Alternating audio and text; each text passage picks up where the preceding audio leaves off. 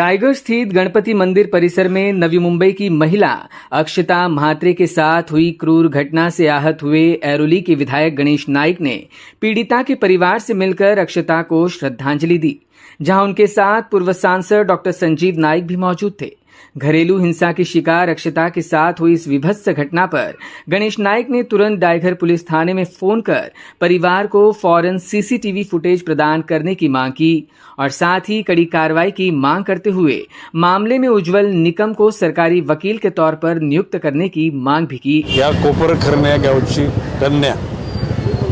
सौभाग्यवती अक्षता म्हात्रे आगासकर हिचं जीवनाचा अंत जितक्या वाईट परिस्थितीत झाला त्याची एकूण आठवण सुद्धा माणसाला यातना देणार आहे। आणि हे अशा परिस्थितीमध्ये मंदिरासारख्या पवित्र ठिकाणी तिच्यावर अत्याचार झाल्यानंतर तिचा खून करण्यात आला। या अशा गुन्हेगारांना मी तर माननीय मुख्यमंत्री उपमुख्यमंत्री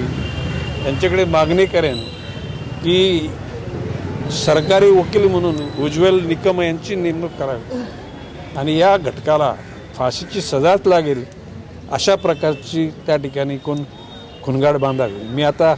डायगर पोलीस स्टेशनचे इन्चार्ज इन्स्पेक्टर शिंदे यांच्याशी बोललो, त्यांना मी सांगितलं की जे CCTV कॅमेरामध्ये त्यांनी जे काय